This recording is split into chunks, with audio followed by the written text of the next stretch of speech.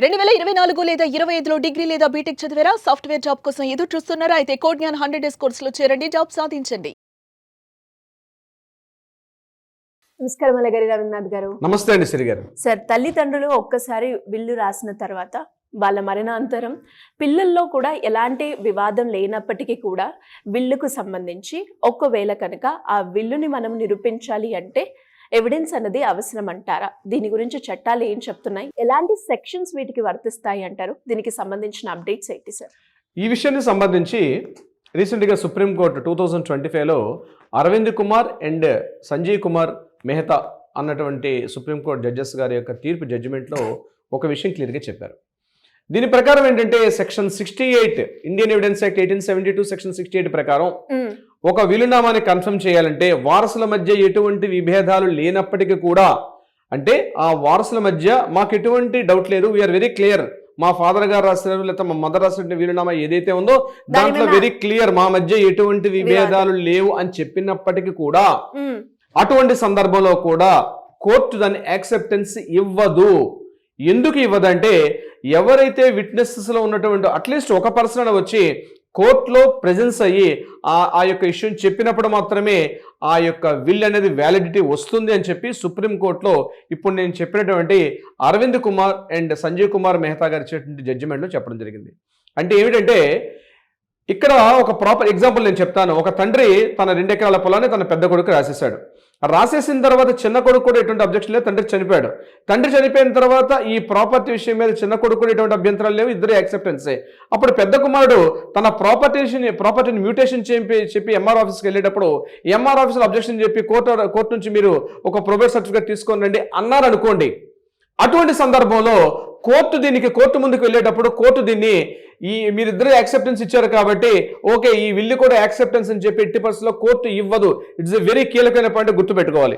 అంటే వారసుల మధ్య అంటే కొడుకులు కావచ్చు, కూతుర్లు కావచ్చు, ఎవరైనా కావచ్చు, లేదా కొడుకులు ఇద్దరు కొడుకులు, ఇద్దరు కూతురు, లేదా ఒక కొడుకు ఒక కూతురు, మొత్తం ఎంతమంది పిల్లలు ఉంటే అంతమంది పిల్లలు కూడా వారి మధ్య ఎటువంటి విభేదాలు లేనప్పటికీ కూడా కోర్టు మాత్రం అబ్జెక్ట్ చేస్తుంది. ఎందుకంటే ఆ will document under the section 68 Indian evidence act 1872 ప్రకారం, ఆ ఎవిడెన్స్ యాక్ట్ ప్రకారం సాక్ష్య నిరూపణ అన్నది లేకుండా ఈ విల్లును మాత్రం మేము ప్రామాణికంగా పరిగణించలేము అని చెప్పి సుప్రీంకోర్టు చెప్పడం జరిగింది.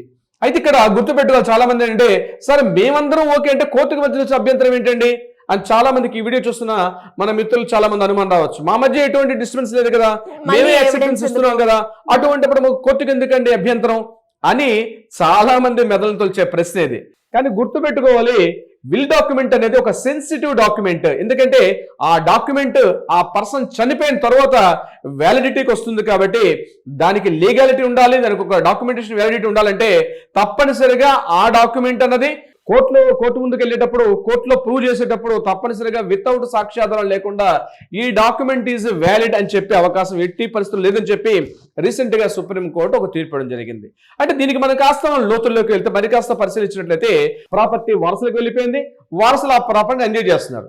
ఇప్పుడు ఆ ప్రాపర్టీని మ్యూటేషన్ చేయాలన్నా, రెవెన్యూ రికార్డ్స్ లో నేమ్ ఎన్రోల్ చేయాలన్నా, లేకపోతే మార్టిగేజ్ పెట్టి లోన్ తీసుకోవాలనుకున్నా, ఇలాంటి సందర్భాల్లో రెవెన్యూ డిపార్ట్మెంట్స్ కానీ లేదా బ్యాంకింగ్ డిపార్ట్మెంట్స్ వాళ్ళు కానీ అబ్జెక్షన్ చేసే అవకాశం ఉంటుంది కొన్ని ప్రత్యేకమైన సందర్భాల్లో. కోర్టుకి ఎందుకు వెళ్తాం? మనం కోర్టుకి వెళ్ళాల్సిన అవసరం లేదు కదా. మా తండ్రి గారు వీలునామా రాస్తారు, మేము తీసుకుంటున్నాం ఆ ప్రాపర్టీని, నేను ఎవరికైనా గిఫ్ట్ డీడ్ ఇస్తున్నాను, ఎవరికైనా చేస్తున్నాను అంటే ఇబ్బంది లేదు, రిజిస్ట్రేషన్ ఆఫీస్లో ప్రాబ్లం ఉండదు. కానీ బ్యాంకింగ్ డిపార్ట్మెంట్లో కానీ లేదా రెవెన్యూ డిపార్ట్మెంట్లోకి వెళ్ళేటప్పుడు అబ్జెక్షన్ చేసే అవకాశం ఉంటుంది. దీన్ని ప్రొబేట్ అంటారు. ప్రొబేట్ సర్టిఫికేట్ రిక్వైర్మెంట్ అని కొన్ని సందర్భాల్లో అవసరం పడుతుంది. ప్రొబేట్ సర్టిఫికేట్ అని ఒకటి ఇష్యూ కావాలి, అది కోర్టు మాత్రమే ఇస్తుంది ప్రొబేట్ సర్టిఫికేట్. ఈ ప్రొబేట్ సర్టిఫికేట్ ముఖ్యంగా గుర్తుపెట్టుకోవాలి, భారతదేశ వ్యాప్తంగా చట్టం అంతా అమలయ్యేటప్పుడు కూడా కొన్ని ప్రాంతాల్లో ఈ ప్రొబేట్ సర్టిఫికేట్ అవసరం లేకుండా కూడా డాక్యుమెంట్ రిజిస్ట్రేషన్ అయిపోతుంది. అది కొన్ని సందర్భాల్లో మాత్రం ఖచ్చితంగా ప్రొబేట్ సర్టిఫికేట్ అవసరం. 1908 యాక్ట్ చట్టం ప్రకారం, రిజిస్ట్రేషన్ యాక్ట్ ప్రకారం ప్రొబేట్ అవసరం లేకుండా చాలా రాష్ట్రాలు అమల్లోకి వెళ్ళిపోతుంది. ఉదాహరణకి మన ఏపీ తెలుగు రాష్ట్రాలు తీసుకున్నట్లయితే మన ఆంధ్రప్రదేశ్, తెలంగాణ రాష్ట్రాల్లో ప్రత్యేకించి ప్రొబేట్ సర్టిఫికేట్ అనేది అవసరం ఉండదు. ఎక్కడ అవసరం పడుతుందంటే చెన్నై, ముంబై, కోల్కతా ఈ ప్రాంతాల్లో ఈ మహానగరాలు, ఈ కాస్మోపాలిటన్ సిటీస్లో కానీ ఖచ్చితంగా ఇప్పుడు ఒక విల్లు ద్వారా డాక్యుమెంట్ రిజిస్ట్రేషన్ జరగాలని మాత్రం తప్పనిసరిగా ప్రొబేట్ సర్టిఫికేట్ అవసరం. ఎందుకంటే ఇటీవల కాలంలో ప్రాపర్టీస్ కాలం ఇక్కడే పర్చేజ్ చేయట్లేదు, ఇది ముంబైలోనో లేకపోతే మీరు కోల్కతాలోనో లేకపోతే బాంబేలో మన చెన్నైలోనో చేసేటప్పుడు మాత్రం ప్రొబేట్ సర్టిఫికేట్ అవసరం. బట్ మన ఏపీ తెలంగాణలో లేదు. అంటే ఏపీ తెలంగాణలో ప్రొబేట్ సర్టిఫికేట్ లేదు కాబట్టి ఈజీగా రిజిస్ట్రేషన్ అయిపోతాయంటే అవునండి, మన తెలుగు రాష్ట్రాల్లో ప్రొబేట్ సర్టిఫికేట్ లేకుండా కూడా రిజిస్ట్రేషన్ జరిగిపోతుంది. కానీ బ్యాంకర్స్ అబ్జెక్ట్ చేయొచ్చు. బ్యాంక్ ఒక మార్టిగేజ్ లోన్ ఇచ్చినప్పుడు కానీ లేకపోతే రెవెన్యూ డిపార్ట్మెంట్లో వాళ్ళు అబ్జెక్షన్ చేయకూడదని ప్రత్యేకంగా లేదు, వాళ్ళు అడగొచ్చు దాన్ని. ఎందుకంటే ఎవరైనా ఇంకో పర్సన్ వచ్చి నాకు కూడా ఈ ప్రాపర్టీ ఇచ్చారని చెప్పి రిజిస్ట్రేషన్ డిపార్ట్మెంట్ వారికి ఒక లెటర్ పట్టుకొచ్చి మీ ఫాదర్ మాకు కూడా ప్రాపర్టీ ఇచ్చారని చెప్పి చూపించేటప్పుడు ఆ వివాదం అయ్యే అవకాశం కూడా ఉంటుంది. బ్యాంకర్స్ పర్టికులర్ గా కొన్ని నేషనల్ బ్యాంక్స్ ఏం చేస్తాయంటే ఈ యొక్క విలునామా మీద లోన్స్ ఇచ్చేటప్పుడు మాత్రం కోర్టు నుంచి మీరు ప్రొబేట్ సర్టిఫికేట్ తీసుకురమ్మని చెప్పి కొన్ని ప్రత్యేక బ్యాంక్స్, నేను పేర్లు చెప్పను ప్రత్యేకించి బ్యాంక్స్, కానీ లోన్స్ వెళ్ళేటప్పుడు పెద్ద స్థాయిలో లోన్స్ ఇచ్చేటప్పుడు మాత్రం ప్రొబేట్ సర్టిఫికేట్ అడుగుతాయి. అటువంటి సందర్భాల్లో వారసుల మధ్య విభేదాలు లేవని చెప్పి వీళ్ళందరూ వెళ్ళి రిజిస్ట్రేషన్ ఆఫీస్కి వెళ్ళి మా మధ్య ఎటువంటి విభేదాలు లేవని చెప్పి వాళ్ళు విల్లింగ్ లెటర్ ఇచ్చినా, అంటే వీఆర్ వెరీ క్లియర్, మా మధ్య ఎటువంటి కాన్స్పిరసీ లేదు, మా మధ్య ఆ విల్లుని మేము ఛాలెంజ్ చేసే అవకాశం లేదని చెప్పి అనుకున్నప్పటికీ కూడా ప్రొబేట్ సర్టిఫికేట్ తీసుకోవాల్సిన అవసరం అవుతుంది. కొన్ని సందర్భాల్లో కోర్టు ముందుకి వివాదం వచ్చింది, ఇందులో వారసులు ఉన్నారు, సో తండ్రి వీలునామా రాశాడు కాబట్టి వారసులకి వెళ్ళాలి, సో వారసులు కూడా అభ్యంతరం లేదు, తండ్రి వీలునామా రాశాడు, అవును అబ్జెక్షన్ లేదు కరెక్టే. కానీ ఈ వీలునామా కరెక్టా కాదని చెప్పడానికి మనకి ఇండియన్ ఎవిడెన్స్ యాక్ట్ 1872 ప్రకారం సెక్షన్ 68 ప్రకారం మాత్రం కోర్టు అబ్జెక్ట్ చేసే అధికారం కోర్టుకు ఉంటుంది. సో అటువంటి సందర్భాల్లో విట్నెసెస్ లో కింద సంతకాలు పెడతారు. అంటే ఇరుగు వాళ్ళు పొరుగు వాళ్ళు తెలిసిన వాళ్ళు ఉంటే ఖచ్చితంగా వాళ్ళు కోర్టుకు హాజరవ్వాలి. హాజరయ్యి అవును మేము అతను చనిపోయిన వ్యక్తి ఈ యొక్క విలునామా రాసేటప్పుడు మేము అక్కడ ఇన్ ఫ్రంట్ ఆఫ్ లో ఉన్నాం, అది నా సంతకమే అని చెప్పి విట్నెసెస్ లో ఏ ఇద్దరిలో ఒకరు వచ్చినా సరిపోతుంది దీనికి సంబంధించి. కానీ ఇక్కడ మనోడు గుర్తుపెట్టుకోవాలి, ఇక్కడ వీలునామా మరి ఏం సార్ వీలునామా రిజిస్ట్రేషన్ చేసేస్తే ఇది అవసరం లేదా అని కొంతమంది మిత్రులు కూడా డౌట్ వచ్చే అవకాశం ఉంటుంది. ఇప్పుడు ఇంతకు ముందు వీలునామా రిజిస్ట్రేషన్ చేయాలని చెప్పి ఎక్కడ లేదు. 80s లో 90s లో చాలా మంది వీలునామా ద్వారా ప్రాపర్టీస్ తమ వారసులకు ఇచ్చే సందర్భాల్లో ఎక్కడ రిజిస్ట్రేషన్ చేయరు. ఇటీవల కాలంలో కూడా జరుగుతుంది. అయితే చాలా మందికి వచ్చే డౌట్ ఏంటంటే మేము ఇప్పుడు మా దగ్గరకు వచ్చే క్లయింట్స్ మేము సజెస్ట్ చేస్తున్నాం, అయ్యా ఖచ్చితంగా ఈ ప్రాపర్టీని ఏదైతే మీరు వీలునామా రాస్తున్నారో దీన్ని రిజిస్టర్ చేసుకోండి. అంటే మీరు అన్నట్టుగానే ఒకప్పుడు లేదు, ఇప్పుడైతే రిజిస్ట్రేషన్ చేసుకోమని అడ్వకేట్స్ మనకి చెప్పడం జరుగుతుంది. కాబట్టి ఎలాంటి బెనిఫిట్స్ ఉంటాయి అంటారు విల్లుని మనం రిజిస్ట్రేషన్ చేసుకుంటే? ఇప్పుడు వీలునామా అన్నది మనం ఒక ప్రాపర్టీ ఉంది, నేను హద్దులు నిర్ణయం చేసుకున్నా, నా ప్రాపర్టీ ఒక 4 ఎకరాల పొలం, నేనే డాక్యుమెంట్ రాశాను, నా హద్దులు నాకు తెలుసు అని చెప్పి మొదటి భాగంలో కొడుకు ఉండాలి, రెండో భాగంలో కూతురు ఉండాలి, మూడో భాగంలో కొడుకు ఉండాలి, తన మనవడు ఉండాలి, సమ్ ఏదో ఎక్స్పెక్టెడ్ అన్నట్టుగా వీలునామా నేను రాసిన హద్దులు చెప్పేటి నేను ఒక వీలునామా రాసిన అనుకోండి, దాన్ని డాక్యుమెంట్ అని మాత్రమే అంటారు.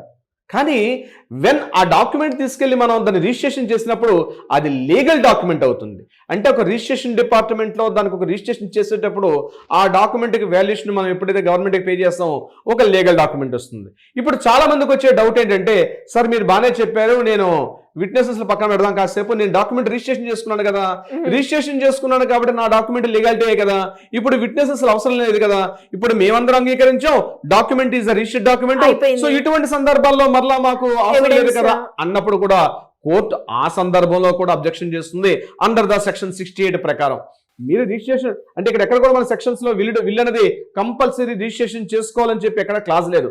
కానీ మీరు రిజిస్ట్రేషన్ చేసుకున్నారు, ఇట్ ఇస్ గుడ్, లీగల్టీ, అది మీ మీద జరిగిన డాక్యుమెంట్ ఈజ్ వ్యాలిడ్, అంటే ఇది ఒక్కడే జరిగింది అని చెప్పి మీకు అథెంటికేషన్ ఉంది. కానీ ఇక్కడ ఆ డాక్యుమెంట్ సెన్సిటివ్ డాక్యుమెంట్, అది ప్రూవ్ కావాలి, ఎస్ ఇస్ జెన్యూన్ డాక్యుమెంటే అని తెలియాలంటే ఆ కిందన విట్నెస్లు ఎవరైతే పెట్టారో అందులో అట్లీస్ట్ ఒక person in front of the court ఎప్పుడైతే విల్ డాక్యుమెంట్ మీద ప్రాబ్లమ్, అంటే విల్ డాక్యుమెంట్ మీద ప్రొబేట్ సర్టిఫికేట్ ఇష్యూ చేయాలన్నా, లేదా విల్ డాక్యుమెంట్ లో ఎటువంటి ఇబ్బందులు ఎవరో థర్డ్ పార్టీ సమ్ XYZ వచ్చి ఈ ప్రాపర్టీ మాది అని చెప్పి వాళ్ళు అబ్జెక్షన్ చేసినా, అటువంటి సందర్భాల్లో కూడా కొడుకులు మాకు ఈ ప్రాపర్టీ ఎటువంటి ఇబ్బందులు లేవు, వీఆర్ వెరీ క్లియర్, మా నాన్నగారు రాసిన డాక్యుమెంట్ కావచ్చు, అంటే టెస్టేటర్ అంటారు, మేల్ రాసే టెస్టేటర్ అంటారు, ఫిమేల్ రాసే టెస్టేట్రిక్స్ అంటారు. చాలా మందికి విషయం తెలియదు, డాక్యుమెంట్ అడుగుతుంది, డాక్యుమెంట్ రాసేసుకుంటారు. అక్కడ వాడికి టెస్టేటర్కి కూడా డిఫరెన్స్ తెలియదు. వాడు ఒక స్టాండర్డ్ ఫార్మేట్ ఉంటుంది, ఈ 5 కోట్ల ప్రాపర్టీ ఒక చిన్నదో పెద్దదో ప్రాపర్టీ ఉంటుంది, అక్కడ కాస్త ఇబ్బంది పడి ఆ డాక్యుమెంట్ రైటర్కి 10,000-20,000 రూపాయలు ఇచ్చేసి రాసుకుంటారు. కొన్ని సందర్భాల్లో అది కూడా మీకు ఇబ్బంది కలిగించే పరిస్థితి ఉంటుంది. అందుకని ఒక ఎక్స్పర్ట్ అడ్వకేట్ దగ్గరికి వెళ్ళినప్పుడు మీకు ఈ ప్రాబ్లమ్స్ తక్కువ అవకాశం ఉంటుంది. సో వాడికి టెస్టేటర్స్ కూడా తెలియదు, అంటే ఎక్కడ ఏ వర్డ్ వాడాలి, ఏ టెర్మినాలజీ వాడాలి కూడా వాడికి తెలియదు అక్కడ. సో దానివల్ల లీగల్ ప్రాబ్లమ్స్ వచ్చే అవకాశం కూడా ఉంటుంది, మైండ్ యువర్ ఫ్రెండ్స్. సో ఇక్కడ ఈ డాక్యుమెంట్ ఏదైతే ఉందో ఒకవేళ రిజిస్ట్రేషన్ చేసిన తర్వాత కూడా కోర్టుకి ఇన్ఫ్లుయెంట్ అవుతా కోర్టుకి వెళ్ళేటప్పుడు మాత్రం సాక్ష్యం అనేది తప్పనిసరిగా కావాలి. వితౌట్ సాక్ష్యం లేకుండా డాక్యుమెంట్ వెరిఫై చేయకుండా చేస్తే అది తప్పు అని చెప్పి సుప్రీంకోర్టు ఇచ్చింది. లోవర్ కోర్ట్స్ ఏదైతే జెన్యూన్ అని చెప్పి ఇచ్చినటువంటి తీర్పుని మరలా అండర్ ద 1872 సెక్షన్ 68 ప్రకారం ఎవిడెన్స్ యాక్ట్ ప్రకారం ఎవిడెన్స్ లేకుండా విల్ డాక్యుమెంట్ అనేది మనం కన్ఫర్మ్ చేయడం అనేది తప్పు అని చెప్పి సుప్రీంకోర్టు మన యొక్క ధర్మాసనం తీర్పు చేయడం కూడా జరిగింది. శ్రీ గారు, అంటే ఎలా సార్, ఇంకా ఎవరికైనా కూడా వీలునామాకి సంబంధించి డౌట్స్ క్లియర్ చేసుకోవాలి అన్నా, ఎవరైనా అలా ఉంటే మిమ్మల్ని అప్రోచ్ అవ్వాలి అంటే ఏ విధంగా ఉంటుంది సార్? తప్పనిసరిగా శ్రీ గారు, ఇటువంటి ప్రాపర్టీస్ ఇష్యూస్ లో ఇటువంటి విల్లు రాసే సందర్భంలో తప్పనిసరిగా ఒక అడ్వకేట్ సంప్రదించండి. మమ్మల్ని సంప్రదించాలనుకుంటే కింద స్క్రోల్ అవుతున్న నెంబర్ని కాంటాక్ట్ చేయండి. వాట్సాప్ ఉంది, వాట్సాప్ నెంబర్ని కాంటాక్ట్ చేయండి. బట్ ఒక ప్రొఫెషనల్ అడ్వకేట్ తో డాక్యుమెంట్ రాసుకోవడం వల్ల మీ తరువాత మీ తదనంతరం మీరు ఎంతో కష్టపడి మీ ఆస్తిని మీరు కూడబెట్టుకున్నారు. ఆ ఆస్తిని మరలా ఎటువంటి వివాదాలు లేకుండా మీ ముందు తరాలకు అందజేయాలంటే మాత్రం తప్పనిసరిగా ఎంత శ్రద్ధగా అయితే మీరు ప్రాపర్టీని సేకరించారో అదే శ్రద్ధగా ఒక అడ్వకేట్ని అప్రోచ్ అవ్వండి. మమ్మల్ని కూడా మీరు అప్రోచ్ కావచ్చు.